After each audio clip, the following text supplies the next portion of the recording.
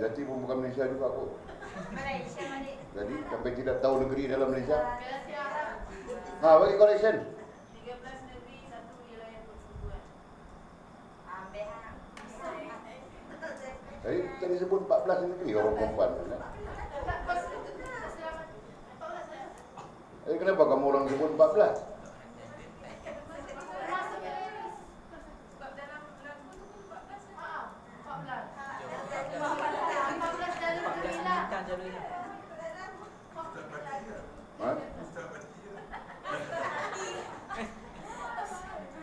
Tadi kenapa sebut 14? Siapa misi sebut 14?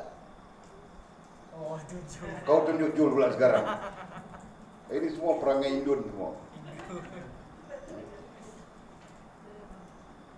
Okey, bagi correction cepat. Ini dah correction semua. Korek semua kan? 14 tidak. Nombor 14 tu bukan ni.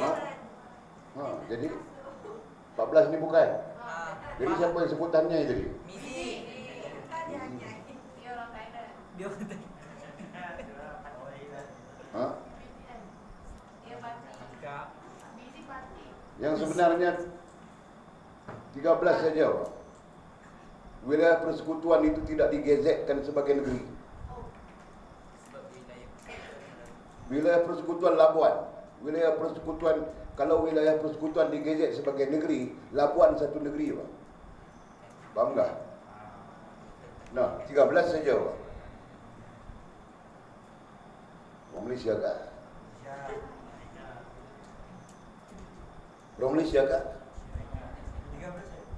Besok pagi polis datang ambil kamu orang. Macam mana pun tidur lokap dulu. Cek, betul baru keluar. Semua polis ambil dulu, termasuk Zati, termasuk Mama.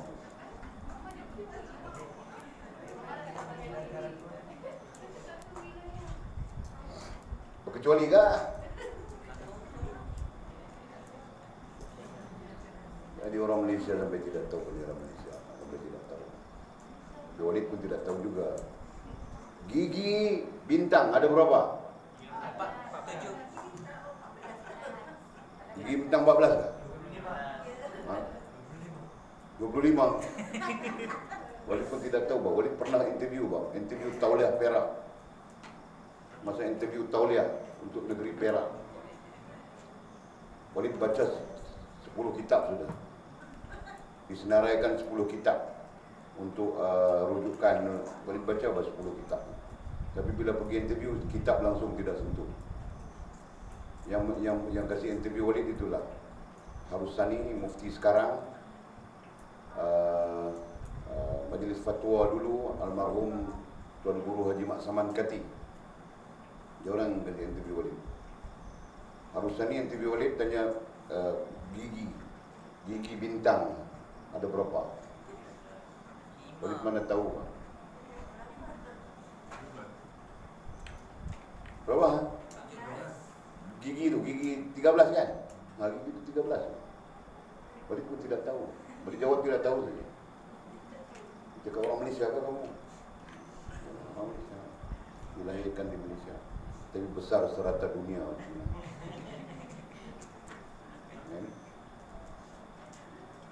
Ya betul kan? Besar serata dunia, Pak. Pantau sana. Lepas itu dia tanya apa? Apa makna biru? Apa makna merah? Apa makna putih? Apa makna kuning? Boleh kasih tahu satu saja, kuning. Raja berperlembagaan. Itu saja, Pak. Lain tidak tahu. Biru perpaduan. Oh, biru berpaduan. Pandai Bapak, orang Malaysia. Malaysia. Boleh bukan orang Malaysia. Tidak mampu jadi orang Malaysia.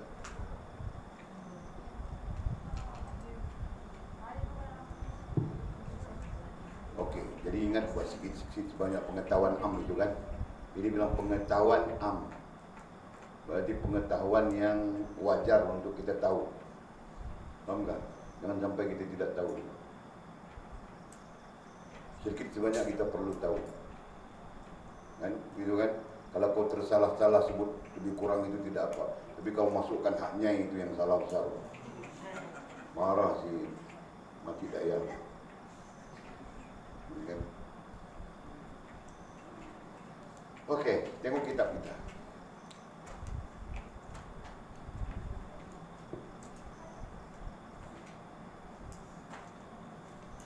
Jadi disebut tadi sudah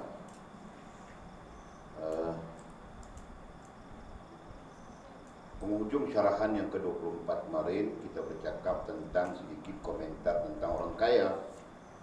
Dan tadi kita sebut ya, orang kaya ada dua keadaan yang mungkin terjadi. Satu, keadaan kekayaannya itu menyebabkan dia taat dan patuh kepada Allah, ataupun menjadi sebab kepada ketaatannya. Dan yang kedua, kekayaannya itu mungkin menjadi sebab kepada rusaknya hubungan mereka dengan Allah Subhanahu wa taala. Ini dua keadaan yang kita wajar untuk mengambil pelajaran. Kalau macam boleh disebut tadi, mungkin ke depan kita jadi kaya, janganlah kita menjadi orang kaya yang kekayaannya itu tidak menghubungkan kita dengan Allah Subhanahu wa taala. Kan? Begitu. Dan hari ini kita masuk kepada syarahan yang ke-25 Syekh Musannif mursyid kita Abdul Qadir Jailani rahimahullah taala bercakap pula berkaitan dengan jika kita dalam kelompok orang miskin. Nah, lawan dari kaya tadi miskin. Kan? Jadi kaya itu apa maksudnya? Siapa tahu maksud kaya itu apa? Orang tahu kaya itu apa? Miskin? Jadi kaya pun kamu tidak tahu, miskin pun kamu tidak tahu. Berarti kamu orang kaya pun tidak, miskin pun tidak. Kaya maksudnya berlebih-lebihan. Dan miskin maksudnya berkurang-kurangan.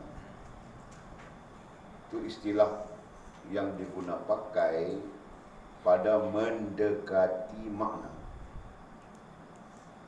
dari sudut bahasa Arab ya, boleh terjemah dari sudut bahasa Arab. Kalau dari sudut bahasa Melayu, kaya itu maksudnya apa?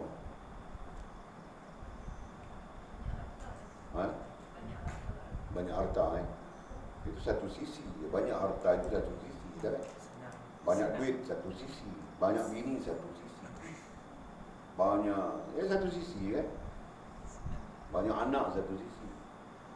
Macam Lina kau 15 nanti kan. Anak kau kaya anak.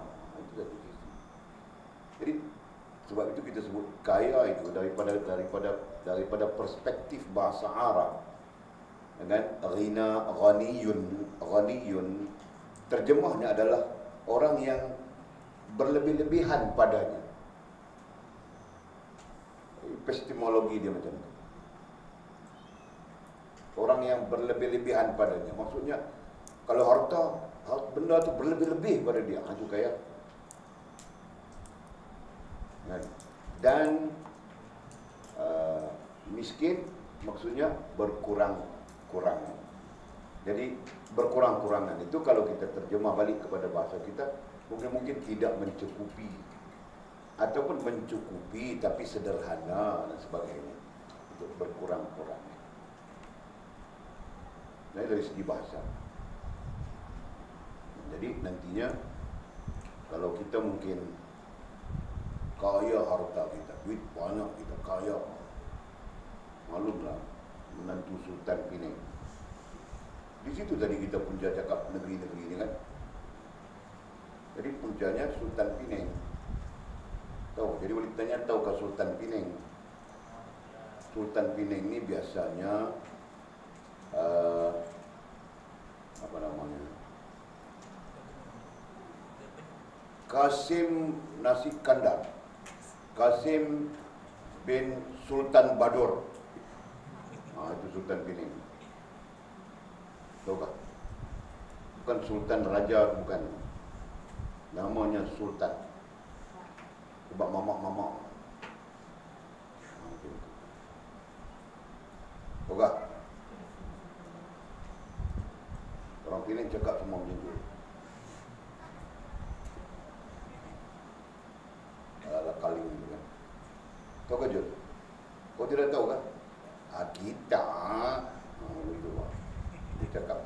benar.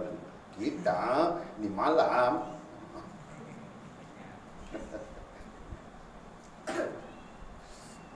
Okey. Jadi kita sebut tadi ya, mudah-mudahan boleh ulang lagi, kalau Allah kasih kita kekayaan, maka mudah-mudahan kekayaan itu menghubungkan kita dengan Allah. Itu yang penting. Dan kalau kita berada di sebaliknya, kita miskin saja. Dan artinya kekurangan itu, kekurangan ini, kekurangan itu, kekurangan ini. Dan mudah-mudahan kemiskinan kita itu juga menghubungkan kita dengan Allah Subhanahu wa taala. Nah, itu yang penting untuk kita lihat malam ini. Ya. Walid mau baca saja ya, Walid bilang ke burung sudah. Kita baca saja, mana yang kamu tidak paham tanya ya. Okey. Kata musannif ayuhai. Perkataan ini tidak pernah, jarang digunakan lagi ayuhai. Paling-paling orang guna pun wahai saja. Nah, jadi kamu mentobit saja di sana wahai.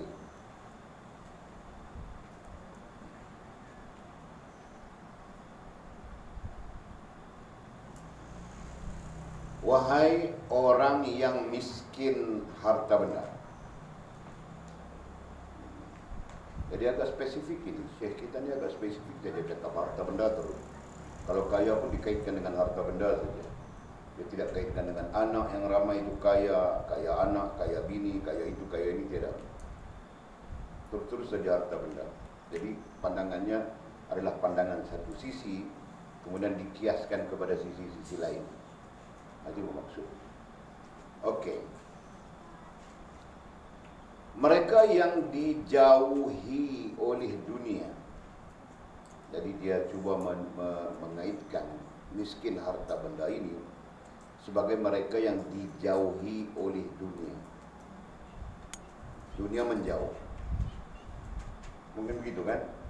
Dunia menjauh dalam arti kata yang lain bahawa dunia di sini bermaksud benda. Jadi mata benda menjauh orang miskin, keadaannya mata benda itu menjauh.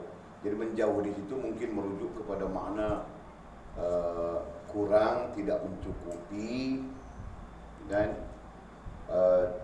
terpaksa mencari-cari. Itu makna menjauh.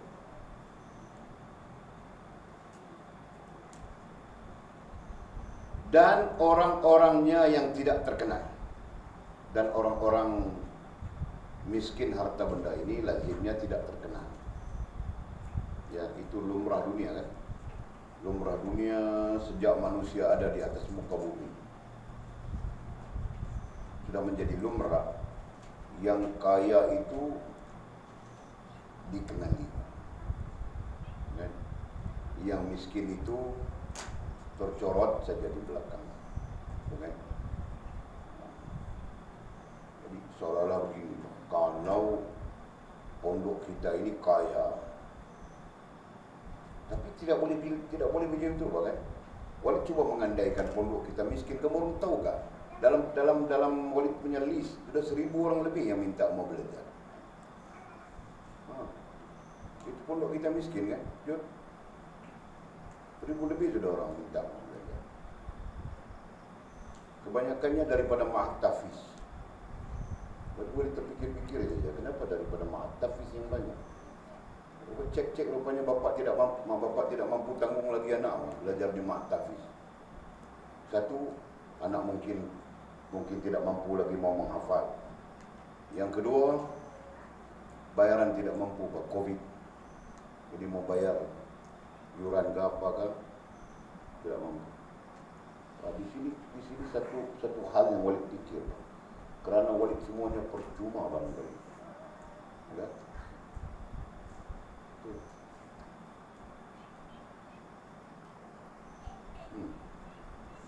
Kalau kita terima 1,000 orang, kamu orang kena duduk dalam kelapa sawit.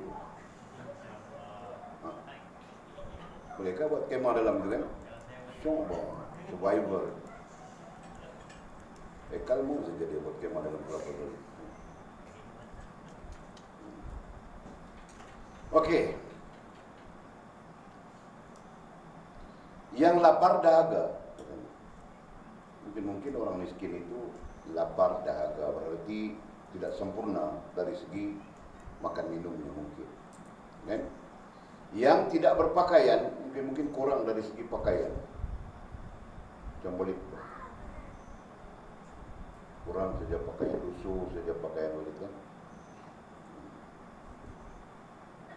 Jadi orang bagi Walid pakaian banyak. Mau pakai pun takut saja. Takut orang pikir kita kaya kan.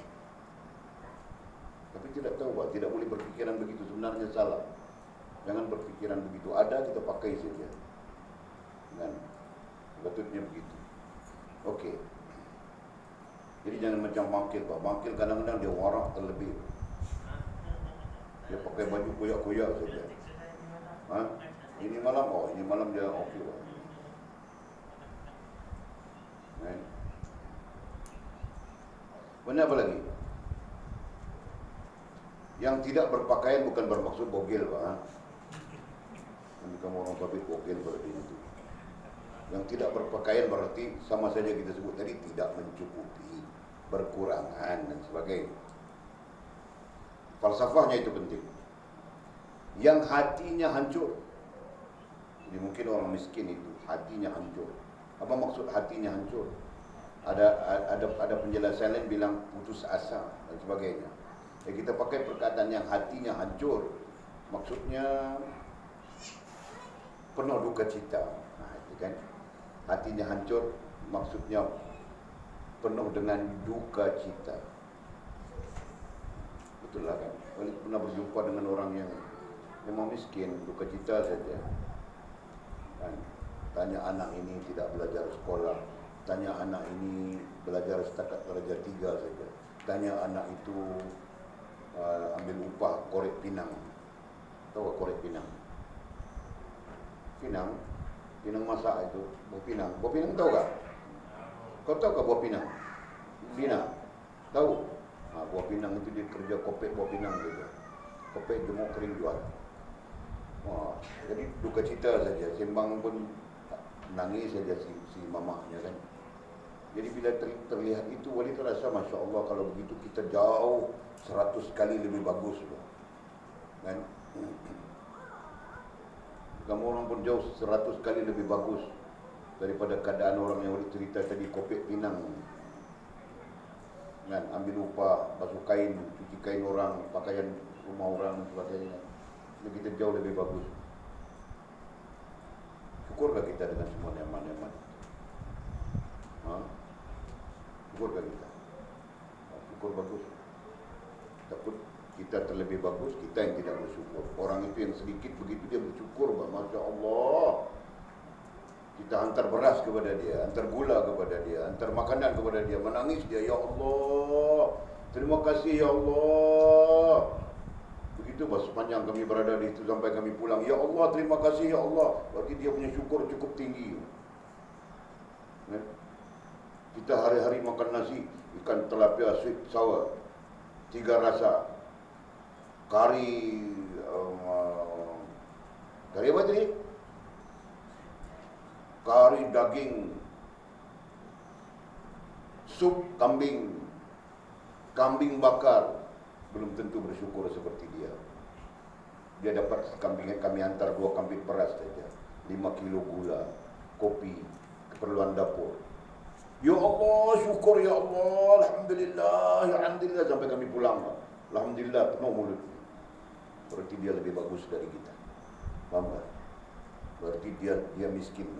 Kita lebih senang dari dia. Begitu kan? Kita sedikit saja syukur. Dia banyak bersyukur.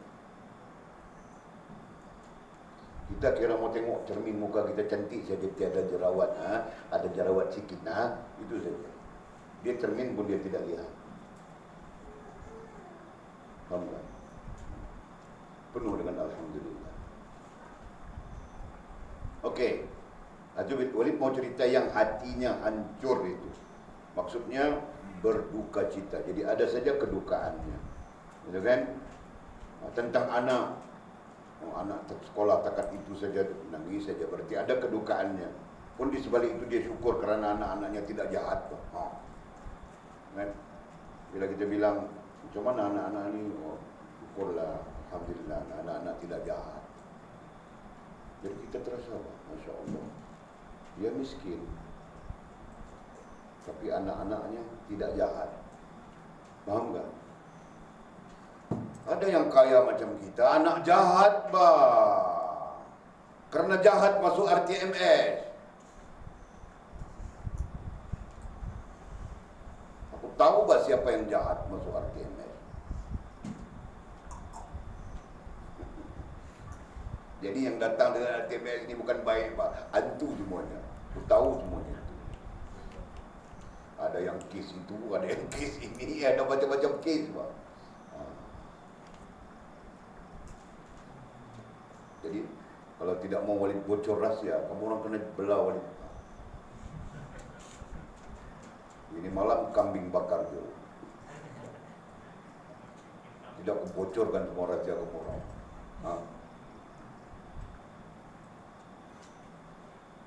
Masjid Daya ingat budak-budak ni baik lah. Hantu semua ni. Lah apa boleh baik lah ni. Tahu tak? Jangan ubat menantu. Ada nampak menantu kan? Ada nampak menantu kan Pak? Oh tak fikir pun. Saya baik tak fikir. Okey. Kemudian apa? Yang mengembara dari satu masjid ke satu masjid. Ini bukan zaman kita Yang mengembara dari satu masjid ke satu masjid. Menurut periwayatan, zaman orang miskin mengembara dari satu masjid ke satu masjid, menumpang di satu masjid ke satu masjid adalah pada tahun antara 400 Hijrah sampai 700 Hijrah. Jadi antara 400 sampai 700 itu adalah tahun-tahun orang mengembara ke masjid. Kadang-kadang satu keluarga tinggal di masjid ini, mereka bermukim di situ 4-5 hari, nanti pergi pula ke masjid lain. Dan pada masa itu ada. Dan diriwayatkan masjid-masjid pada masa itu menyediakan tempat untuk pengembara-pengembara seperti itu. Jadi kalau sekarang ada, bukan ke masjid. Pengembara itu ke Hatnyai, ke Kanchanaburi, ke tidak tahu nama. Itu pengembara-pengembara. Kemudian mungkin mengembara, ialah macam orang putih mengembara itu kan, backpacker kan.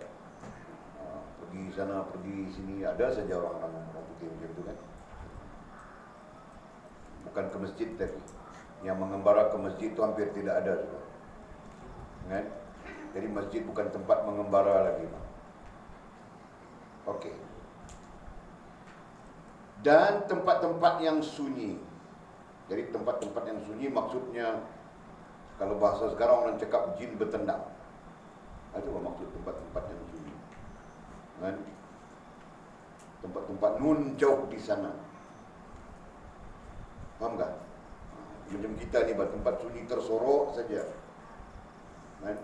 Tapi tidak sunyi kita pun kan. Yang dibenci oleh orang, kadang-kadang orang benci yang miskin.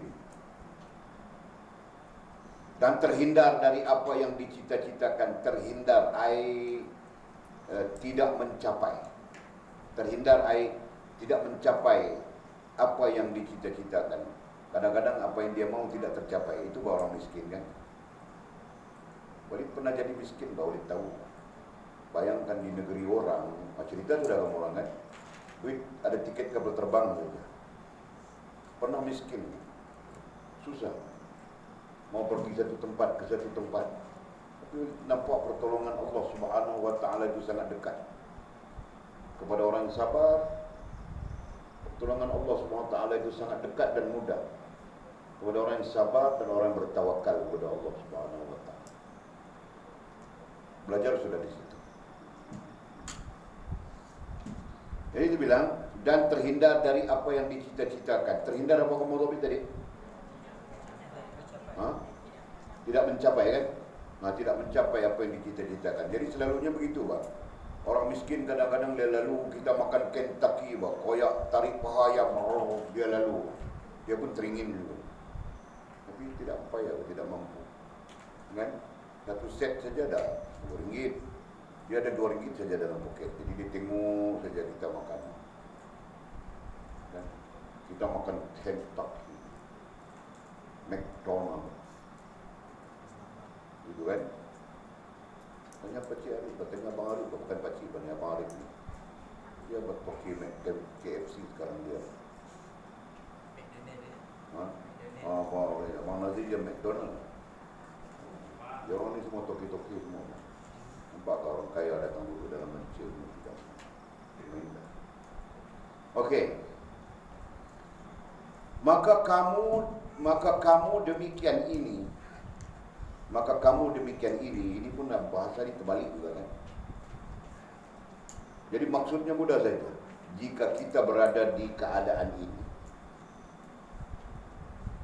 maka kamu demikian ini, jika kamu berada di keadaan ini. Jadi kita berada di keadaan miskin maksudnya.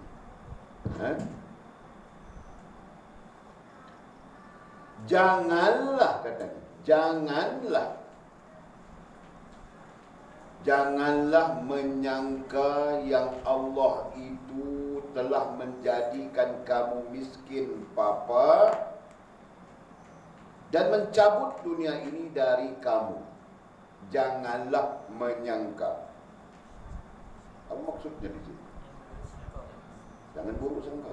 Ya, betul. Jangan buruk sangka. Kenapa? Kalau kita buruk sangka bahawa Allah Ta'ala jadikan kita miskin papa dan mencabut dunia dari kita, kita tidak ada motivasi hidup. Sedangkan Allah Subhanahu Wa Ta'ala sentiasa kasih motivasi hidup dalam Quran. Carilah daripada dunia ini kesenangan-kesenangan, kemudahan-kemudahan. Faham tak? Jadi boleh saja kita mencari, bukan salah. Okay? Jadi berdasarkan kepada motivasi hidup itulah pengutip sampah menjadi jutawan. Cerita kan? Cerita itu masyhur kan? Seorang pengutip sampah asal. Tahu pengutip sampah? Jadi dia kutip sampah, botol-botol dia asingkan, dia jual botol, jual kertas, jual apa dia bilang, recycle punya barang. Dan sekarang dia jutawan. Ada kilang prosesnya sendiri dengan kitar semula, buat apa dia panggil, buat raw. Botol-botol itu masuk dalam kilangnya, proses-proses jadi raw. Raw itu dijual ke Korea, Taiwan, seluruh dunia. Jutawan dia. Ada helikopter 6 biji. Helikopter jenis apa? Yang jatuh itu hari Agusta.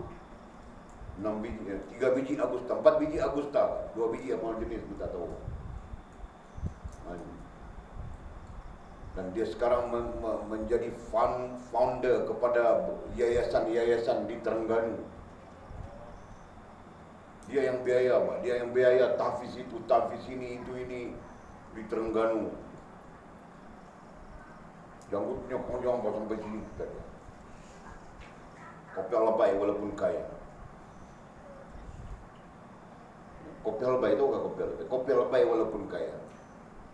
Kita belum tentu, Pak. Kaya nanti kopi hilang sudah. Masya Allah. Jadi di situ, Pak, dalam Islam, agama kita, Al-Quran itu sendiri bahkan memberikan motivasi supaya kita kaya. Oleh itu jangan kita sangka, paham nggak? Jangan kita buruk sangka, itu maksud. Kalau kita buruk sangka berarti kita tidak ada motivasi.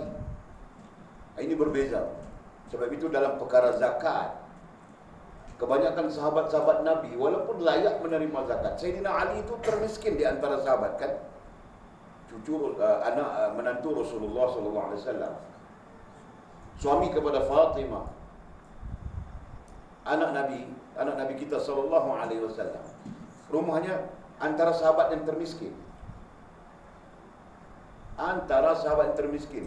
Itu pun orang mau bagi dia zakat, dia tidak mau terima. Dia bilang, aku adalah orang yang layak memberikan zakat. Padahal tidak ada apa di rumahnya, tidak ada apa, mau makan pun tidak ada. Dia keluar bekerja untuk memberi zakat, paham tak? Nah, kerana dia ada motivasi ini.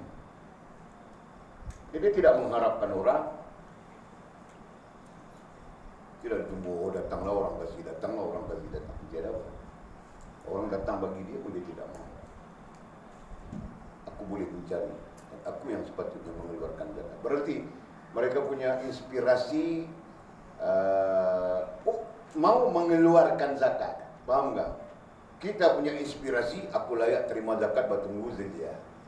Jadi di sana kita salah. Di sana menunjukkan kita tidak ada motivasi. Paham enggak? Nah di sana. Jadi kita jangan jadi orang yang kalau miskin pun kita jangan begitu. Datangnya dari apa? Datangnya dari buruk sangka itu tadi. Paham enggak? Nah, satu sisi. Sisi lain, sisi pandangan ahli-ahli psikologi, sama saja dengan tasawuf kan. Sisi pandang, mereka mengatakan kalau orang yang miskin itu tidak ada motivasi untuk mengembangkan diri, maka dia sebenarnya meletakkan dirinya dalam kemiskinan terus. Betul kan? Betul Pak. Kita miskin, tapi kita tidak ada motivasi untuk berkembang. Mau buat macam mana ini, nasibku sudah tidur duduk saja. Nasibku sudah. Nasib Pak, nasib kita bermiskin. Kalau ada bini pun lari. Lanjut. Jadi kau bangun Pak, jangan kau duduk di kerusi malas kau saja. Bangun Pak, pergi kerja Pak. Cari duit.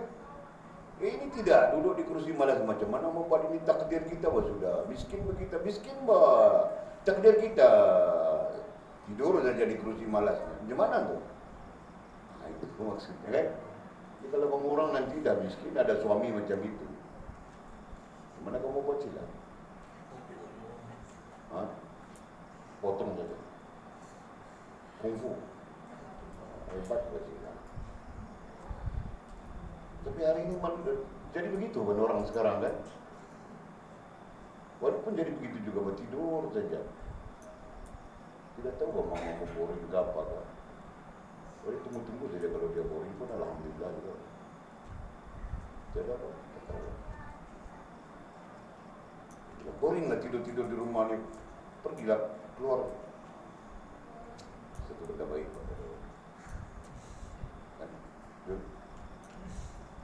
Kau pandai saja mengaku. Okey.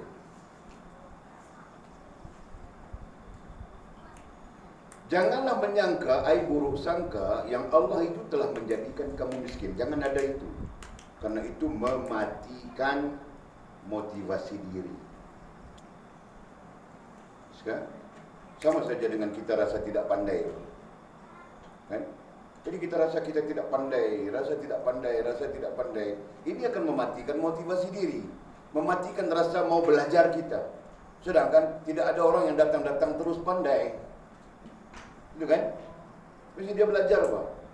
Dia awal-awal lagi matikan motivasinya. Aku tidak pandai. Jadi dia tidak akan belajar. Itu maksudnya kan. Coba kalau orang boleh pandai, kenapa aku tidak boleh pandai? Coba itu motivasinya. Gitu kan? Nah, kenapa jadi mati motivasi itu? Kenapa? Buruk sangka pada diri. Faham enggak?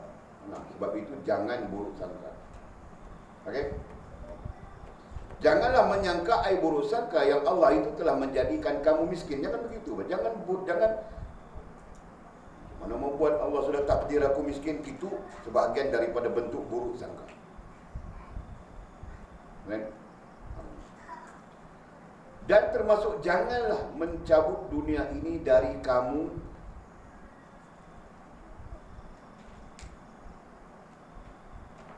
Dan mencabut dunia ini dari kamu. Jadi termasuk tadi apabila kita buruk sangka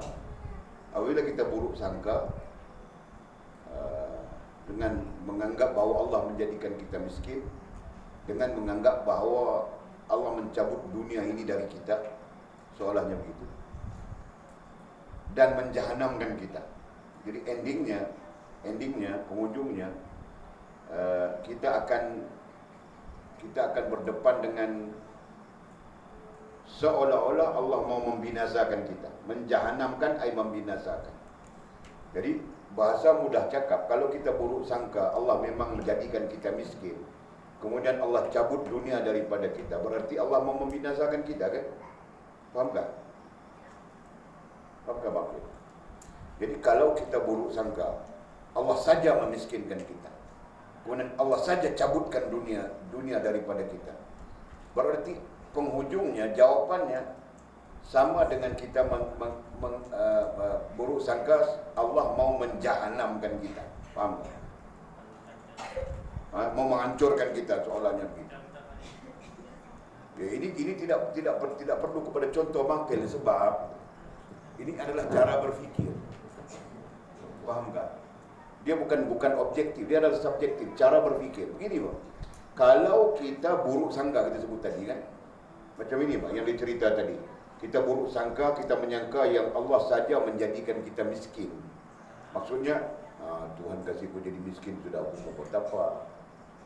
Tidak ada satu motivasi ikhtiar, kan? Jadi satu di situ. Nomor dua, kita buruk sangka lagi, Allah cabut kesenangan dunia daripada kita. Aku mau buat macam mana, ya kan? Jadi tidak ada motivasi juga. Jadi di situ sama saja maknanya dengan seolah-olah kita menganggap Tuhan mau merosakkan kita, seolah-olah kita menganggap Tuhan mau membinasakan kita. Paham tak? Mau menjahanamkan kita. Begitukah Tuhan? Tidak kan? Tidak mungkin Tuhan begitu. Tidak mungkin. Maha suci Allah Subhanahu wa taala. Wa ma rabbuka bizulmi lil 'abid, dan tidaklah Tuhanmu itu zalim kepada hamba-hambanya. Tidak sama sekali. Paham tak?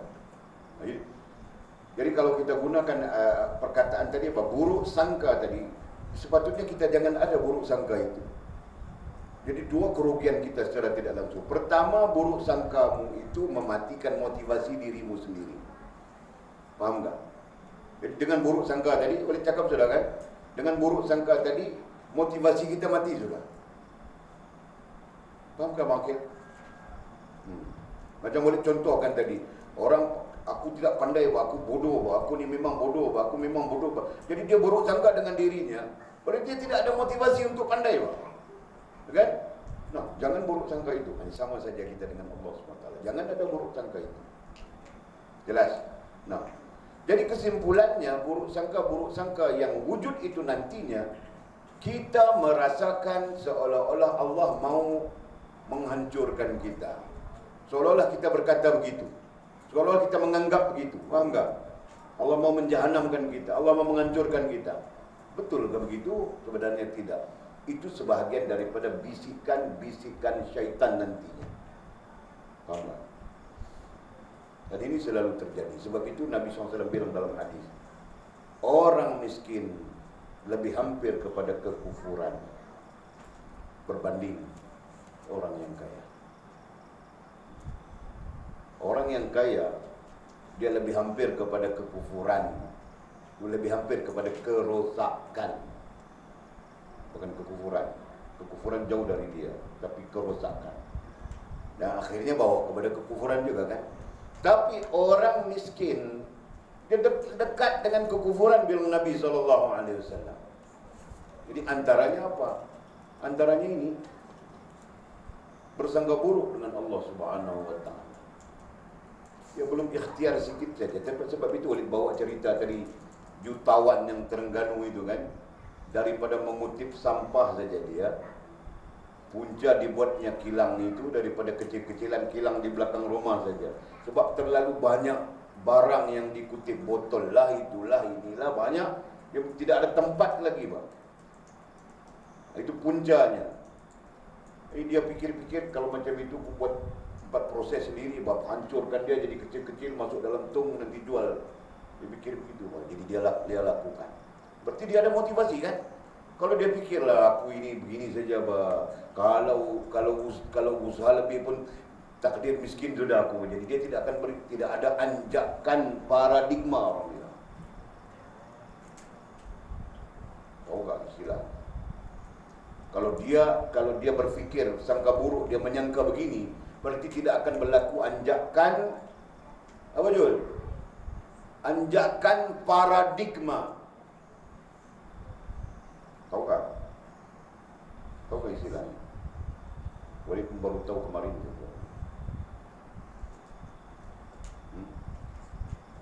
Anjakan paradigma maknanya motivasi minda, lebih kurang begitu saja. Dan motivasi berfikir. Jadi jam di situ saja otaknya. Jadi kita tidak mau gitu.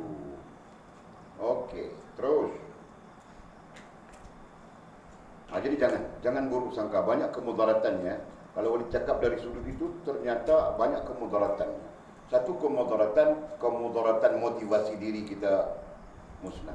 Kemudaratan yang kedua adalah kita bersangka buruk, seolah-olah Allah Subhanahu wa taala menzalimi kita, mau menjahanamkan kita, mau merusakkan kita. Seolah-olahnya begitu. Jelas tak?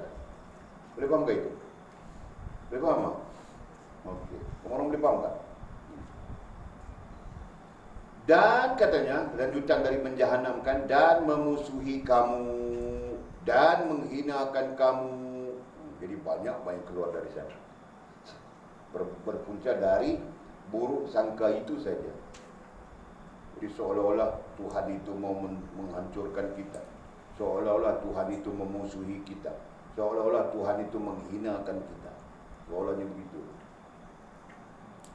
Allah Masya Allah. Padahal, okey.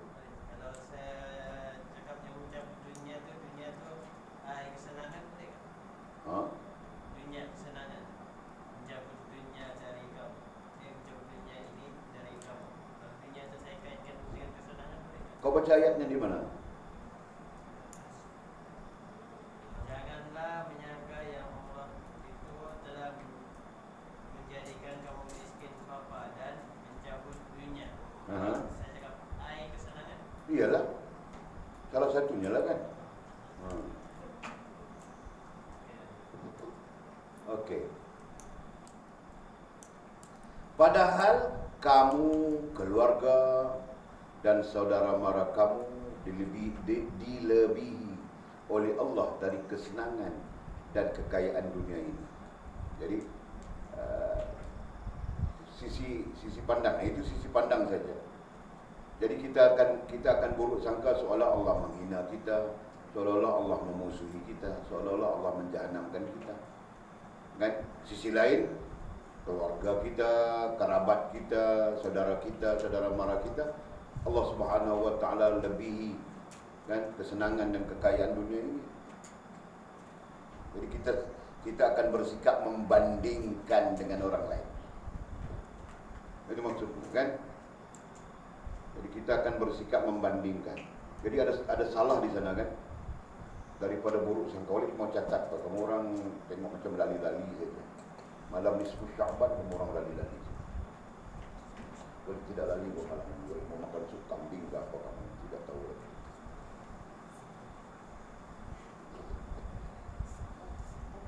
Okey, yang pertama terjadi adalah buruk sangka. Buruk sangka. Dari buruk sangka ini terjadi yang kedua. Apa? Kan? Ini bukan cerita struktur syahwat sangka dan sebagainya, ni struktur kitab kita ni. Daripada buruk sangka ini datang perasaan. Datang perasaan Tuhan jadikan kita miskin kan? Datang perasaan ya. Jadi ini isu kedua ni adalah isu perasaan. Kedua perasaan. Perasaan A miskin, B apa?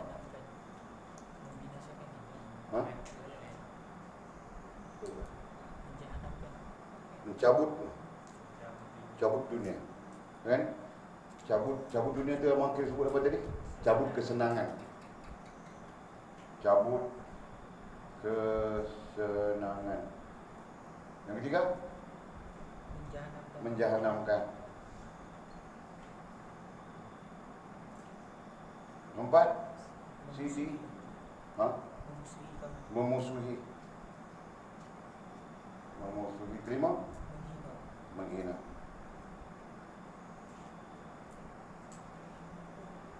Nah, nampak tak? Berpunca daripada buruk sangka ini. Buruk sangka ini kepada siapa? Kepada Allah. Buruk sangka ini kepada Allah. Nah, akhirnya muncul di perasaan kita 1, 2, 3, 4, 5 prasangka, 5 buruk sangka kepada Allah Subhanahu wa taala. Boleh catat begitu senang nampak kan?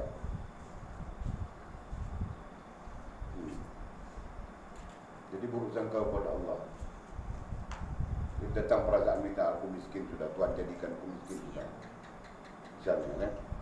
Jadi ini semua rentetan yang akan perasaan yang akan wujud di dalam diri kita. So, di sini yang kita gambarkan tadi hilang motivasi. Di sini yang kita gambarkan tadi hilang motivasi. Motivasi diri hilang.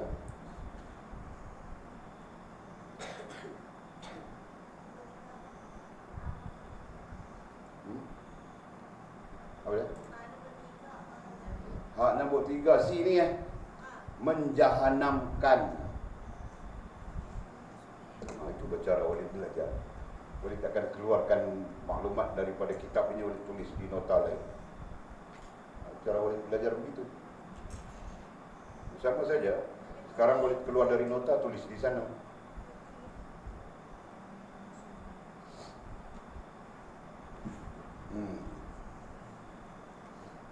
Nampak tak?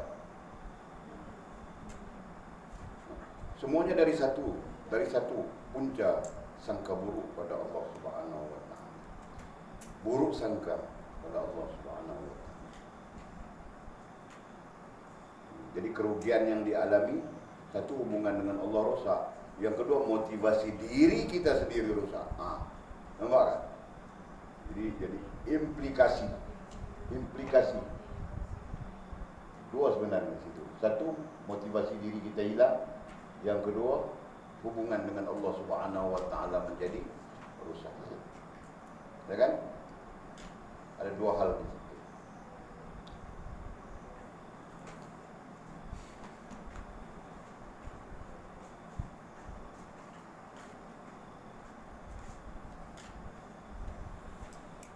Adam bawa senduk nasi daripada rumah mai bawa. Senduk nasi daripada mana tu dia bawa mai tu? Ada macam main dangau-dangau, main pondok-pondok. Okey. Insya-Allah ya Allah. Jadi perbandingannya nanti apabila ini sudah terjadi, itu yang kita mau paham tadi itu. Apabila ini sudah terjadi, ini nomor 1 implikasi, nomor 2 implikasi rosak hubungan dengan Allah. Apabila ini sudah terjadi, maka kita akan bersikap membanding-bandingkan. Jadi dia akan keluar tuh, jadi sikap, jadi tingkah laku kita, kan? Hal ini semua akan keluar jadi apa? Jadi apa kita nama sebut? Jadi sikap, perangai, tabiat. Ini akan terjadi ini. Dan jadi diri kita akan tergambar di sini, Pak. Sikap kita jadi lain, perangai kita pun jadi lain, tabiat kita pun jadi lain, kan? Itu yang kita sebutkan tadi, merubah diri kita, motivasi diri hilang tu dia akan merubah semua ini. Faham tak? Apabila merubah kita di sini, termasuklah kita di sini nantinya akan membandingkan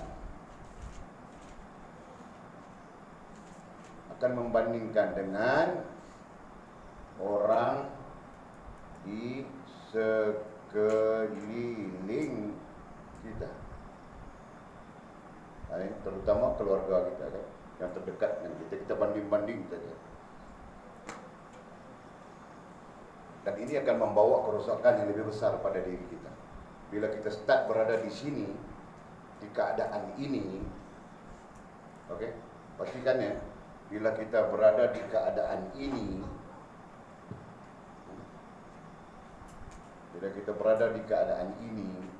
berarti kita kita sudah berada di satu bahaya yang sangat besar. Seluruhnya akan keluar di sini, termasuk mengkufurkan, termasuk kufur dengan Allah SWT, syirik dan sebagainya akan bermula di sini. Nanti dia akan mula di sini. Keluar dari sini nantinya syirik, kufur, atau paling rendah apa? Fasik. Dia akan keluar di sini. Sebagai contoh, dia mula beli nombor ekor. Itu contoh. Kan kerana dia bandingkan, orang itu kira sepupuku tu dia kaya, Pak. Kenapa dia kaya? Mungkin dia kena nombor, Pak. Dia pun mula terlibat sudah dengan nombor. Faham tak? Mula jadi rusak habis.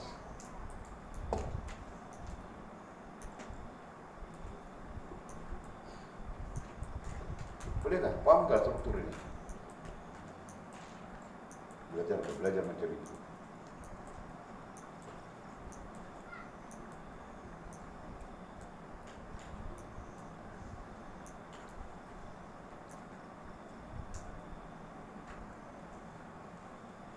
Okey, mau tulis cepat ya.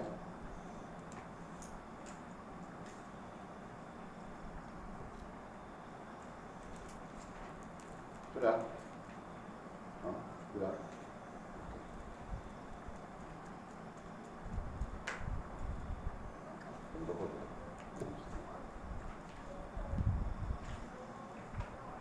Okey, sudah kan? Tengok kita. Janganlah kamu sangka Tuhan itu menzalimi kamu. Ini sebagai jawapan. Sebagai jawapan, di mana untuk apa jawapan ini? Di sini. Ataupun di sini. Bermula dari sini boleh pakai sudah. Apalagi kita sudah berada di sini, membandingkan dengan orang lain. Kan? Jadi janganlah kamu sangka Tuhan itu menzalimi kamu. Jadi di mana kita sangka Tuhan itu menzalimi kita? Di sini. Nampak? Buruk sangka kita sampai di perasaan. Kita menyangka Tuhan menzalimi kita, memiskinkan kita, cabut kesenangan dari kita, menjahanamkan kita, memusuhi kita, menghina kita. Itu sangka. Yang terjadi hasil dari buruk sangka itu. Jelas tak? Jadi dua perkara yang rugi. Satu, hilang motivasi diri. Yang kedua, rosak hubungan dengan Allah SWT. Hasil dari buruk sangka itu, yang akhirnya menjadikan pribadi kita begitu. Suka membandingkan dengan orang lain. Padahal kita tidak layak pun mau banding dengan orang lain. Kita tidur atas kursi malas saja bila mau kaya. Bila mau kaya, bila mau kaya. Orang lain dia tidak begitu, bah. Pagi-pagi turun menoreh sudah dia. Pagi-pagi turun bagang sudah. Bukan pagi, bah. Malam-malam turun bagang lanjut kan? Begitu, bah. Kata Allah SWT kasih dia rezeki lebih kaya dia. Kau duduk sandar di kursi malas dia. Bila mau kaya, bila mau kaya, bila mau kaya, bila mau kaya. Kalau Walid bapak mertua Walid tendang. Bukan tendang lagi, berterajang. Mau kaya apa? Mau kaya pergi, bah. Pagi-pagi keluar pergi kerja. Ini nyanyi saja bila mau kaya, bila mau kaya, bila mau kaya. Lepas tu pejamah tangan bakal aku kaya, hari-hari raya. Right? Okey. Kerana kamu, ayat tadi kan, janganlah kamu sangka Tuhan itu menzalimi kamu. Kerana kamu dan keluarga dan saudara mara kamu itu adalah orang Islam. Jadi jangan ingat Allah menzalimi kamu. Kenapa? Kerana kamu, kita sendiri, yang miskin itu tadi, objek miskin itu tadi, dan keluarga dan saudara mara kamu itu adalah orang Islam. Berarti sama saja dengan kita. Kalau mereka Islam, kita pun Islam. Kita Islam, mereka pun Islam. Sama saja di sisi Allah. Dan beriman juga, begitu juga mereka beriman. Kalau kita beriman, mereka pun beriman. Dan keturunan kamu dan dia. Keturunan kita yang miskin itu tadi, objek miskin tadi, dan dia, mereka adalah dari Adam dan Hawa juga. Apa maksudnya di sana? Maksudnya cukup jelas itu. Kalau mereka boleh kaya, kau pun boleh kaya. Kalau mereka boleh senang, kau pun boleh senang. Itu kan? Jadi kau bersangka buruk dengan Tuhan buat apa? Jadi kesimpulannya, jangan memandang kelemahan Tuhan. Pandanglah kelemahan dirimu. Itu kesimpulannya. Jelas kan? Jangan menyangka Tuhan itu zalim padamu. Sebenarnya kau sedang menzalimi diri sendiri. Seolah-olah begitu. Boleh faham tak? Sekadar itu. Jadi ini baru roadmap-nya begini. Buruk sangka kepada Allah akan mencetuskan ini. Dan merugikan kita dua perkara. Apabila rugi kita apabila mencetuskan ini, sikap, perangai, tabiat yang kita sebut peribadi kita akan berubah. Berubah bagaimana? Membandingkan dengan orang di sekeliling kita. Nah, apabila wujud perbandingan ini, datang kerusakan yang lebih besar, lebih berat. Namanya syirik, namanya kufur, namanya fasik. Di sana puncanya keburukan lebih besar. Paham tak? Ini termasuk mencuri, menyamun, merompak dan sebagainya. Paham kan? Jelas ke sila? Jadi jangan sampai di sini. Dan bermulanya kerosakan kita adalah di sini. So, jangan sangka buruk pada Allah. Kan? Jangan sangka buruk pada Allah. Allah menjadikan manusia pada dasarnya kosong saja. Dan Allah lah yang memberikan rezeki dengan ikhtiar kita. Paham kan? Jadi setiap orang ada perbezaan dari segi ikhtiarnya. Kau ikhtiar lebih, kau dapat lebih. Kau tidak ikhtiar, kau mau dapat apa? Sama saja. Gitu kan? Yang penting kita jangan bersangka buruk kepada Allah Subhanahu wa taala. Jelas? Nah, kita berhenti di situ. Wallahu a'lam bishawab. Qala musannifu rahimahullahu ta'ala nafa'ana Allah bi'ulumihi wa bi kitabihi fid dharain. Wa ba'du qala muzakarah kita lepas kitab Hilyatul Talibin ini kita berbincang tentang apa kita bincang? Kita berbincang tentang penyusupan dalam ilmu, kan? Jadi jangan ada itu, jangan ada penyakit itu. Jangan ada penyakit kita menjadi penyusup. Kan? Penyusup. Dia bilang penyusup saja di sini. Boleh sendiri pun confused. Penyusup itu menyusup lah, ya. Menyusup itu artinya menyembunyi, itu kan? Gitu kan? Jadi iyalah itu termasuklah. Jadi dia berada di dalam majlis ilmu, kelompok ilmu, bersembunyi di dalam kelompok ilmu, tapi dia menjadi racunnya. Dia menjadi penghasut, dia menjadi perusak, dia menjadi macam-macam, kan? Jangan jadi yang itu. Sebab hal itu kalau kita baca di dalam kitab tafsir, waddu law takfurun kama kafarun, ada kaitan. Tapi ada satu ayat lagi yang lebih dekat dengan makna yang kita bincangkan dalam pengajian lalu. Yuridu liyutfi'u nurallah. Itu penyusup ini yang menjadi penghasut, kemudiannya kata bangkil tadi, yang menjadi perusak dan sebagainya tadi dalam satu majlis ilmu, kan? Dalam kitab ini bilang penyusup saja terjemahannya. Mereka ini lebih dekat dengan yuriduna liyutfi'u nurallah. Lebih dekat dengan cuba untuk memadamkan nur Allah Subhanahu wa taala. Jadi kejahatan mereka. Kejahatan yang kita kait dengan penyusup ini, kejahatan yang kita kait dengan orang yang berada di dalam majlis ilmu yang perangainya begitu. Nah, mereka lebih cenderung untuk yuriduna liyutfi'u nurallah. Apa maksudnya itu? mereka mau memadamkan cahaya Allah Subhanahu wa taala. Jadi dari segi dosa itu dosa besar. Termasuk di dalam dosa besar.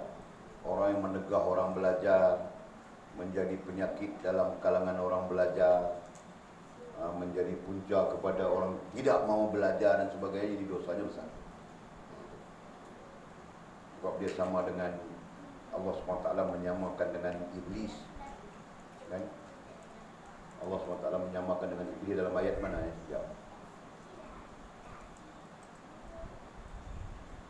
Macam mana bunyi ayatnya? Ma'arif. Ayat kemudian di ujung ni fatakunu nasawa.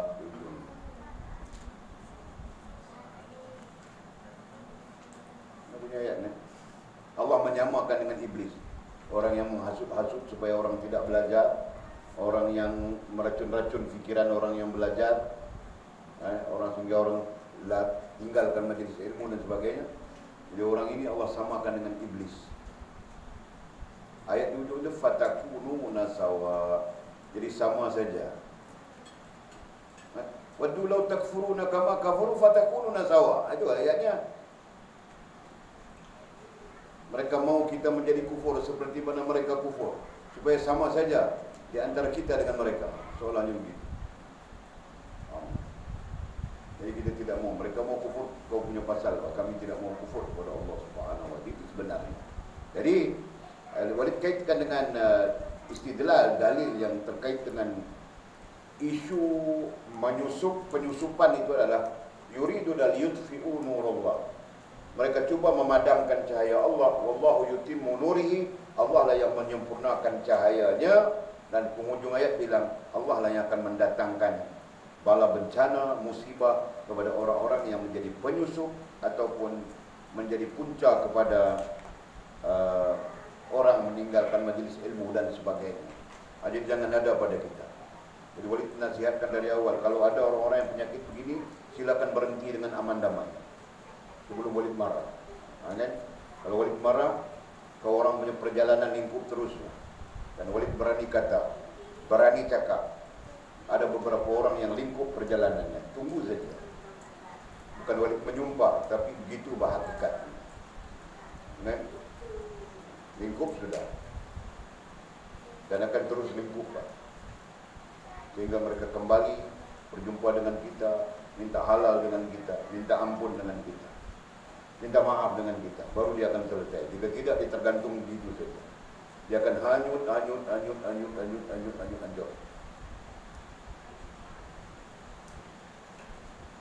Jangan mudah dalam soal ini. Kan? Sebab itu ada disiplin, sebab itu ada sanad, sebab itu ada tabaqatnya. Bukan semudah yang kita sangka. Okey. Hari ini kita jumpa lagi. Boleh baca sedikit matan Arabnya, mudah-mudahan Allah limpahkan barakah. Wa ba'du qala musannif wal yawma akhuka yashuddu 'adudak wa ya'khudhu bi yadik fa aj'alu tu'a bay bananika risalatan tahmilu safatal kashifa lihilyatika faha ana dha aj'alu sinnal qalami ala qirtasin fatlu ma arqumulak an'amallahu bika 'ainan. Hari ini saudaramu ini ingin menguatkanmu dan membimbingmu. Jadi katanya, hari ini aku mau menceritakan, aku mau mengajar kamu, aku mau membimbing kamu. Itu maksudnya.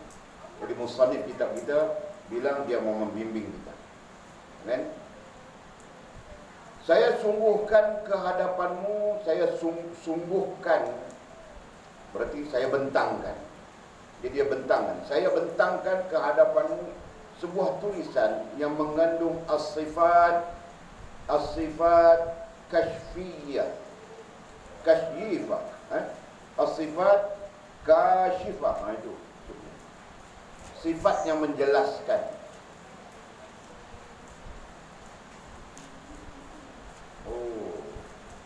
Jadi dia merujuk perkataan sifatul kasyifah, merupakan istilah dalam pasal-pasal pada kitab Lisanul Arab. Lisanul Arab ada dekat kita, Ibnu Munzir. Okey, jadi dia pakai perkataan, dia bilang hari ini dia membentangkan kepada kita sebuah tulisan, satu hal yang mengandung, yang ada di dalamnya sifatul kasyifah. Sifat-sifat yang kasyifah berarti menyingkap. Dia mau menerangkan kepada kita sesuatu yang boleh membuka minda kita. Begitu maksudnya. Di perkataan Arabnya sifatul kasyifah. Sesuatu yang boleh buka minda kita. Apa dia mau cerita? Katanya sebagai perhiasanmu.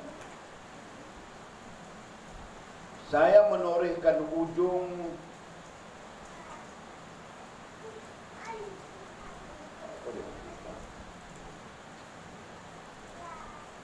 saya mencoret ujung pena di atas kertas. Okey, itu tak perlu. Maka bacalah apa yang telah saya tulis untukmu. Semoga Allah memurniakan kepadamu hal-hal yang menyejukkan pandangan. Wah, panjang bah. Ini ayatnya.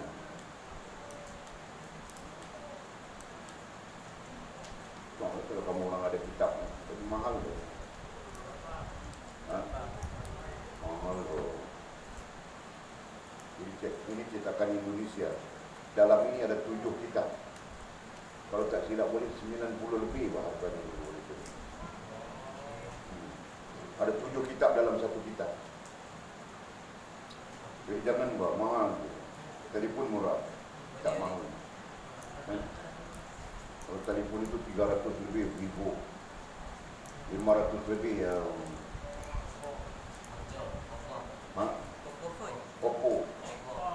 Poco. Tak tahu buat. Itu murah tu. Murah saja. Ini 800. Wah, murah saja Pak. Ini 1000. Murah. Kitab 98.000. Mahal ya. Mau baca macam mana lagi? Panjang Pak. Mau baca ini panjang. Kalau dibaca makna saja ni pun belum sampai lagi. Banyak alasan syar'i yang menunjukkan bahawa berhias dengan adab yang baik, akhlak yang mulia, petunjuk dan sifat yang baik itu merupakan karakteristik pemeluk agama Islam bilang. Jadi banyak alasan syar'i berarti ada hadisnya, ada nasnya, ada dalilnya, Al-Quran dan hadis. Itu alasan syar'i yang menunjukkan bahawa berhias. Kita mau pakai istilah apa berhias? Berhias, memakaikan, bukan berhias kasih bedak, bukan itu.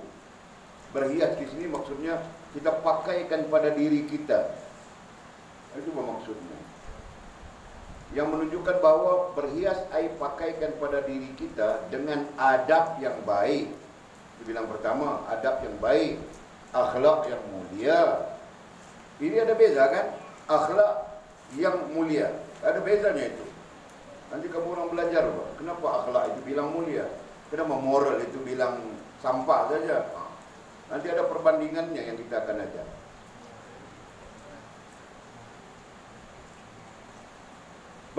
Berhias berpakaian dengan adab yang baik, akhlak yang mulia. Petunjuk berarti kita mengikut petunjuk Al-Quran dan Sunnah Nabi SAW.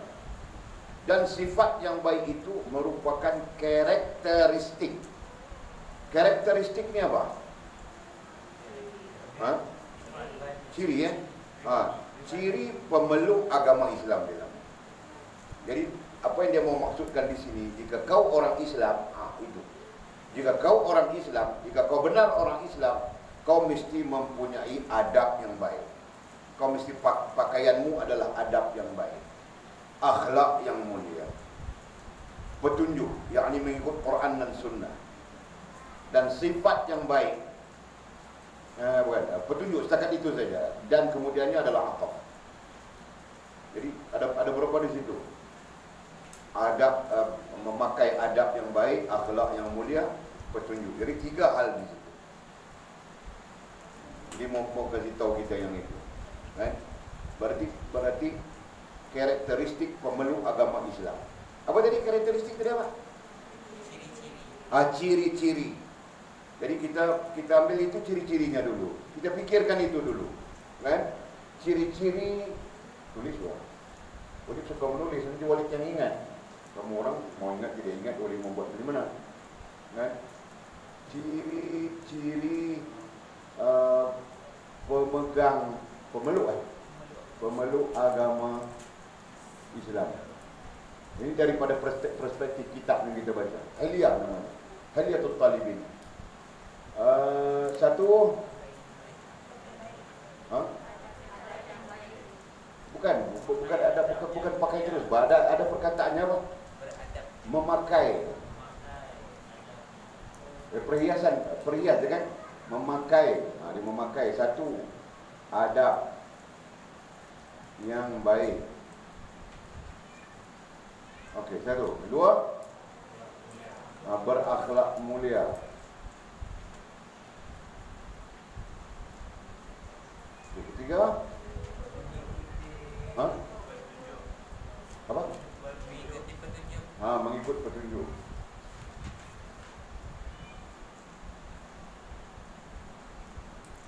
Dia ada penjelasannya, syaratnya nanti.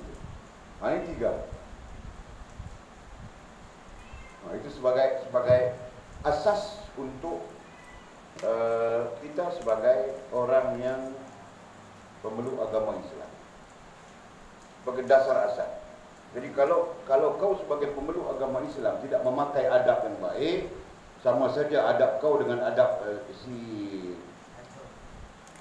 apa tempat kau apa banyak itu? Tambaruli itu apa yang banyak kau bilang? Bilang. Bukan bah, ni Anjung ada bilang itu hari. Gay boy kau bilang, hari ini kau cakap lesbian pula. Pandai saja. Jadi Anjung ada kasih tahu Walid tempat dia banyak gay boy bah. Kau mula-mula menambah-nambah pula lagi. Jadi kalau kau sebagai pemeluk agama Islam, kau tidak memakai adab yang baik, akhlak yang mulia, mengikut petunjuk ini Al-Quran dan Sunnah, maka kau sebenarnya sama saja dengan gay boy itu. Begitu contohnya, faham tak? Jadi sebab itu Anjung, Masya Allah, adabnya baik, akhlaknya mulia, dan mengikut petunjuk. Maka dia sebagai orang pemeluk agama Islam yang berbeza dengan orang-orang yang berada di Tamparuli itu. Boleh naik-naikkan nama tempat kau saja, Pak Ju. Faham tak? Jadi sama saja. Kamu orang nanti berada di mana? Kau jatuh di manapun, kau berada di manapun, kalau kau seorang pemeluk agama Islam, maka ini yang akan mendahuluimu. Faham tak? Jelas kan? Jangan kita berada di tempat orang, kita mengaku kita orang Islam, tapi perangai kita sama saja macam puak-puak kafir itu, Pak. Minum arak lah, dangdut lah, kan? Karaoke lah, itulah, inilah. Tidak ada perbezaan, maka di sana ada hal yang merusakkan. Jelas kan? Okey. Di panjang dia mau cerita ini, kita masa sampai sudah.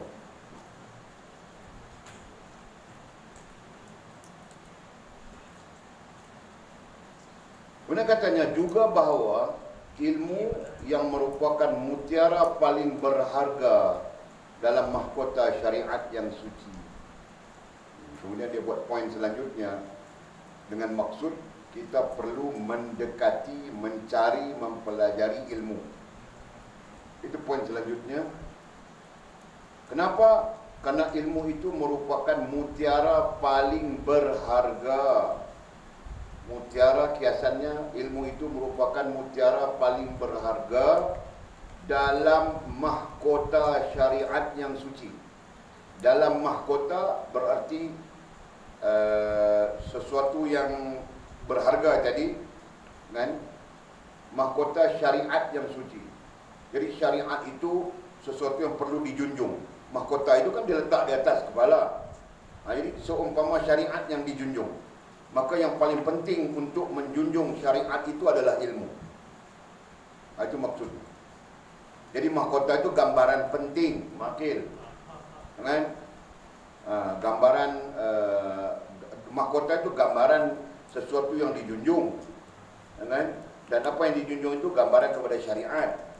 Ini orang bercakap pergunakan majas. Sebenarnya cakap ini cakap untuk berfikir. Kan? Macam orang tua-tua kita bilang dulu, Pak. Sekilas ikan di air sudah ku tahu jantan betina. Ini cakap itu menuntut kita berfikir, kan? Baru kita otak jalan. Kalau kita tidak fikir, terima saja. Otak kita tidak jalan, beku saja, jumut. Kan? Dia otak jangan beku, otak mau jalan, mau cair. Faham tak? Jadi, dan juga bahawa ilmu yang merupakan mutiara paling berharga. Jadi ilmu itu adalah mutiara paling berharga, pentingnya.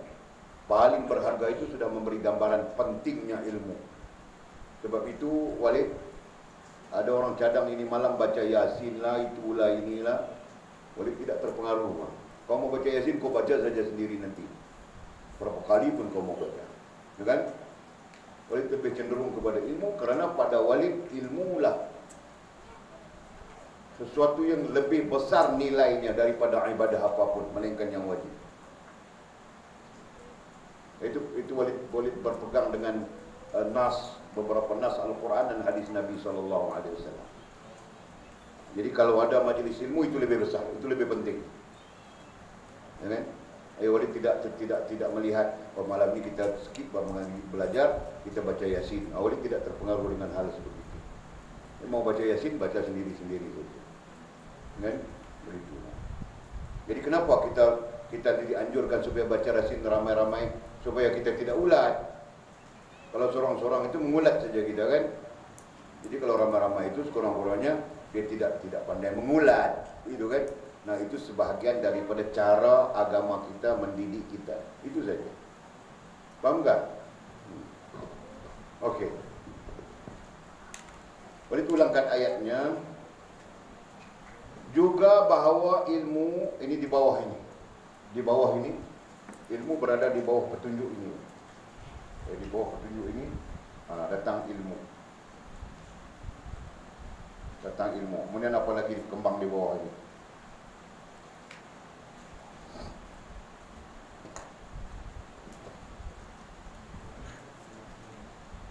Juga bahawa ilmu yang merupakan mutiara paling berharga dalam mahkota syariat yang suci. Jadi kita menjunjung syariat Allah Subhanahu wa taala. Kita menjunjung syariat Allah Subhanahu wa taala sebagai mahkota. Berarti dalamnya perlu kepada ilmu. Begitu maksudnya. Jangan kau menjunjung syariat, kau tidak ada ilmu. Kau akan tersalah. Faham kan? Kau mau salat pun kalau kau tidak ada ilmu tentang salat, kau salah saja. Kan? Kalau kau mau puasa nanti bulan depan 2 minggu lagi kita mau berpuasa. Kalau kau tidak ada ilmu tentang puasa, kau akan salah saja. Faham tak? Nah, berarti syariat yang mau kita junjung, mau kita bawa itu perlu kepada ilmu. Jelas kan? Jadi jika tidak betul, sama sekali tidak betul. Datang petang-petang mau buka puasa, pergi beli barang mau buka puasa, itu sunat, kan? Sunat dan sunnah menyediakan keperluan mau buka puasa, kan? Tapi kalau datang ke bazar Ramadan itu punggungnya besar-besar. Ini kami cakap orang jantan kami, Pak. Macam mana jadi kita? Makanya jangan suka pergi ke bazar Ramadan. Rusak puasamu, anjur. Orang perempuan datang dia tidak pakai, tidak tutup aurat, kan? No, kita yang rusak nanti. Masya Allah. Faham tak? Jadi jangan pergi bazar Ramadan nanti. Kita buat sendiri saja apa yang kita mau makan, kan? Betul kan? Itu saja. Kamu orang laki-laki buat sendiri saja. Ini hari kamu orang bikin apa? Kami ini hari bikin kuih tiaw lambung. Bikin saja, Pak.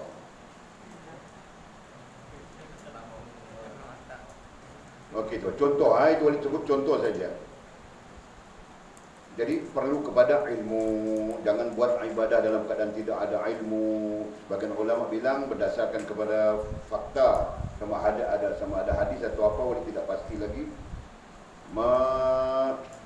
Laisal ibadah illa bima'rifatil ma'bud. Itu di antara, tidak ada ibadah melainkan kau kenal Tuhannya. Berarti kenal Tuhan itu ilmu. Kemudian dari lain pula, tidaklah dinamakan ibadah melainkan kau ada ilmu dalam apa yang kau mau lakukan. Kan? Baru dia jadi ibadah. Syarat kepada jadinya ibadah adalah kau punya ilmu. Kau ada ilmu tentang itu. Baru hal itu menjadi ibadah. Misalnya, kau mau baca Yasin ini malam. Apa ilmumu tentang baca Yasin malam ini? Aku tidak tahu. Orang bilang baca Yasin, itu kerugian badan. Faham tak? Dan itu yang terkait dengan bid'ah, yang orang bilang bid'ah itu terkait itu. Karena melakukan sesuatu tanpa ada pengetahuan yang sah, di sana ada kerugian. Jelas kan?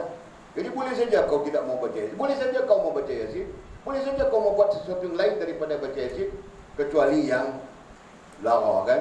Jadi kau mau buat yang manfaat apa? Aku mau baca kitab. Tidak ada menjadi hal, kan? Yang penting kau ada ilmu tentang itu. Itu maksud. Okey.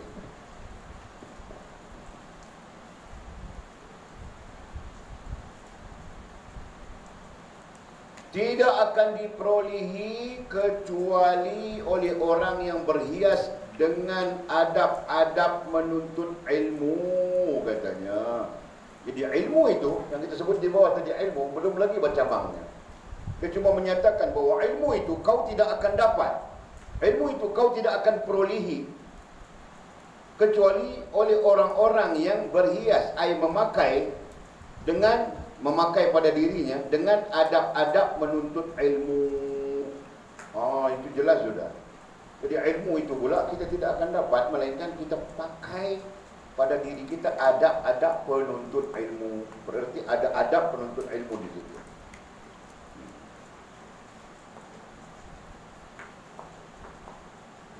Dan terbebas dari penyakit-penyakitnya. Satu adab, kita perlu pakai adab-adab penuntut ilmu, dan kita perlu bebas daripada penyakit-penyakitnya. Artinya penyakit-penyakit dalam menuntut ilmu. Dalam menuntut ilmu ada penyakitnya juga rupanya. Itu yang kita perlu kaji nanti. Penyakit-penyakit dalam menuntut ilmu. Ada penyakitnya. Antaranya, boleh sebut dulu ya. Antaranya mau cepat alim. Jadi datang satu hari mau alim sudah. Datang sebulan mau alim sudah. Maka itu tidak mungkin, kan? Oleh kerana itu, katanya, oleh kerana itu para ulama memberi perhatian khusus dalam masalah ini dengan kajian. Berarti para ulama mengkaji, kemudian memberikan peringatan maupun tulisan tersendiri mengenai hal ini. Mengenai hal ini artinya mengenai apa? Mengenai adab-adab menuntut ilmu dan penyakit-penyakitnya. Baik dalam bentuk umum maupun khusus. Jadi ditulis oleh para ulama, bentuk umum ada, bentuk khusus ada. Misalnya adab-adab penghafal Al-Quran. Sebagai contoh, ada kitab-kitab yang terkait dengan adab-adab penghafal Al-Quran ada. Ada kitab-kitab yang terkait dengan adab ahli hadis, ada. Ada kitab terkait dengan adabul mufti, adab seorang mufti, adab seorang pemberi fatwa, ada. Adabul qadi, adab seorang yang menjatuhkan hukum, ada. Kemudian adab pelaku amar ma'ruf dan nahi mungkar. Ada juga kitab yang terkait dengan adab pelaku amar ma'ruf, orang yang menyeru kepada ma'ruf dan orang yang mencegah mungkar. Artinya dakwah, ada adabud dakwah. Jadi setiap yang kita mau terlibat, berarti kita perlu belajar beradabnya. Itu maksudnya, kan? Kalau kau mau berdakwah, berarti kau perlu belajar adab dakwah. Kalau kau sebagai qadi artinya sebagai hakim, berarti kau perlu belajar adab seorang hakim. Mufti belajar adab seorang mufti, ahli hadis belajar adab seorang ahli hadis, ahli Quran belajar adab seorang ahli Quran, begitu, Bang. Berarti tiap-tiap cabang dalam perkembangan ilmu ada adab-adabnya. Itu yang penting. Kita perlu pahami itu. Nantinya sebagai adabul fuqaha, adab seorang ahli fiqh. Dan adabul usuluddin, adab seorang ahli usuluddin. Adabul tasawuf, adab seorang ahli tasawuf. Jadi ada adabnya di sana yang membezakan di antara satu sama lain. Ya kan? Dan tidak bercanggah dengan Allah SWT dan Rasul. Itu perlu dipelajari, itu perlu dikuasai oleh kita. Dan perlu dijadikan sebagai perhiasan, pakaian kita. Begitu.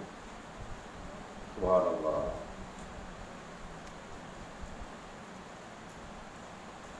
Kemudian kata musannif, tema pembahasan kali ini adalah tentang adab-adab secara umum bagi siapa saja yang akan menempuh perjalanan menuntut ilmu. Kita akan belajar lepas ini apa adab-adab penting dalam perjalanan menuntut ilmu. Jadi kita sambung pada hari yang akan datang. Allah a'lamu bishawabihi au kama qala.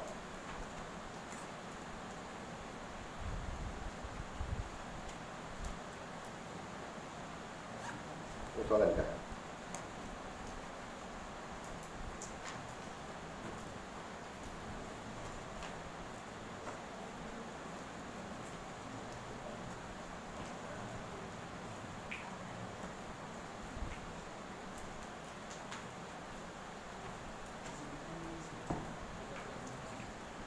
Ada soalan kan? Okey.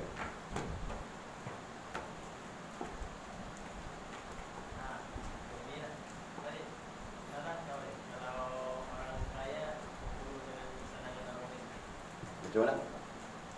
Salahkah kalau orang kaya cemburu dengan kesenangan orang miskin? Orang kaya cemburu dengan ketenangan orang miskin. Itu maksudnya. Contohnya macam kalau orang kaya setiap bulan tiap minggu. Kalau orang miskin itu contohnya tiap jaga jual durian saja. Jadi dia sibuk 1 bulan setengah saja setiap tahun. Okay. Tapi kita macam tadi kalau orang kaya dia sampai 100.000. Jadi dia cemburu. Kalau dia miskin itu dia 1 tahun 10.000 saja. Okey, faham. Jadi dia cemburu. Ha. Jadi orang kaya cemburu dengan orang miskin. Ha. Jadi kalau kita fikir-fikirnya dia mau cemburu apa? Apa yang dia mau cemburu? Dia sibuk pada setiap bulan. Jadi dia cemburu kesibukan. Ha. Jadi dia perlu berhenti dari kesibukan, kan? Ha. Jadi tidak ada kesalahan pada situ. Kalau begitu. Mau kita, jadi soalan kau wakil, apakah salah, gitu kan? Ha. Jadi tidak ada salah pada sana. Kalau Itu adalah biasa saja. orang miskin itu cemburu dengan kekayaan. Dia jangan cemburu, kemudian di sana dia mengambil satu tindakan yang salah. Itu salah. Jadi dia cemburu, kan? Kemudian dia pergi potong baju. Jalan itu orang miskin mau lalu, pergi menoreh getah jalan, kan? Jadi orang miskin itu pun tidak dapat pergi menoreh getah. Wah, itu yang salah. Jadi kalau dia sekadar cemburunya saja itu tidak ada masalah, kan? Kalau orang miskin pun dia mau cemburu orang kaya pun tidak ada masalah. Tapi pada orang miskin ada kemudaratannya, itu kan? Kemudaratan apa? Mungkin dia sibuk berfikir tentang orang. Itu antara kemudaratannya. Kau sibuk apa fikir tentang orang? Kau fikir kau sudah. Kan? Okey. Lain soalan ada? Habis itu. Ada soalan? Ada. Lagi. Syirik kita belajar ada dua. Jali putih. Tadi saya dengar dalam dia ada lagi satu. Dia kata syirik itu adalah satu tentang benda yang besar lah. Itu yang halus. Tapi yang tengah-tengah tu maknanya kita tengah semayang dia ingat benda lain. Okey. Itu Abang dengar. Satu Abang dah pernah dengar syirik kopi, syirik jali. Ya. Saya tambah lagi bagi pening lagi Abang. Itu Kita tambah pening lagi kat bawah. Biar kita pening dulu, lepas tu baru kita bincang. Syirik kan, syirik kan. Syirik rububiyah. Syirik uluhiyah. Syirik ubudiyah. Ini tambahan. Nah, Abang kata bukan cakap syirik kopi, syirik jali yang dibincangkan secara ilmu. Ini ada lagi ni, syirik rububiyah, syirik uluhiyah, syirik ubudiyah. Ada lagi pembincangannya. Kan? Jadi nak beritahu kata macam mana pun bentuk perbincangan ilmiah berkaitan dengan syirik khafi ke jali ke, semuanya terkait dengan isu-isu ni sebenarnya. Kan? Contohnya tadi sebut syirik dalam sembahyang dia syirik yang kita katakan. Jadi mungkin dia sembahyang, sebenarnya dia bukan percaya kepada Allah Subhanahu Wa Taala. Itu sebagai syirik. Contohnya dia sembahyang kerana mak mentua dia. Itu dia syirik lah tu. Mana dia menyekutukan Allah dalam tu. Itu dipanggil syirik uluhiyah. Ada kan? Dia ada syirik rububiyah, dia ada syirik ubudiyah. Nanti kita bahas benda tu pelan-pelan. Ada step-step dia. Supaya kita tak sabut lah. Kalau kita pumpam ni dia sabut ni. Jadi kita buat gulai ikan, kita buat ikan. Kita dengan campur daging, ikan, telur sekali. Kan? Macam tu. Saya harap kita sebut dalam fakta tu lah. Saja saya bagi maklumat ni supaya orang-orang yang kita ada dalam Kuala Lumpur ada lagi syirik rububiyah, uluhiyah, kita kurang-kurang. InsyaAllah. Next, ada question? Ada soalan? Balkis nak tanya apa? Tak ada apa nak tanya lagi. Kak Ngah nak tanya apa? Kak Ngah pun tak ada apa nak tanya lagi. Adik, tak ada apa? Okay. Mungkin berat Walid lebih pun. Dia tak boleh duduk kursi ni untuk berat. 50 kg saja. Memang macam ni? Sebab jadi juga. Oh tu? Memang berat. Kita welding besi ya. Welding besi tak. Nak tanya apa? Macam nak tanya Saya tengok kursi ya. Macam nak tanya nak tanya lah. Okey, bismillahirrahmanirrahim. Alhamdulillahirabbil alamin. Wassalatu wassalamu ala asyrafil mursalin sayyidina Maulana Muhammad wa ala alihi washabbihi ajma'in. Allahumma iftah lana futuhal arifin warzuqna fahman nabiyyin waj'alna min ibadikas salihin. Allahumma hdina siratal mustaqim siratal ladzina an'amta 'alaihim minan nabiyyin was-siddiqin wasyuhada'i was-salihin. اللهم ربنا افتح بيننا وبين قومنا بالحق وانت خير الفاتحين. اللهم اعنا على ذكرك وشكرك وحسن عبادتك. اللهم فقهنا في الدين وعلمنا التأويل. اللهم فقهنا في الدين وعلمنا التأويل. اللهم فقهنا في الدين وعلمنا التأويل. وصلى الله على سيدنا محمد وعلى آله وصحبه وبارك وسلم والحمد لله رب العالمين. تقبل الله منا ومنكم. أقم الصلاة.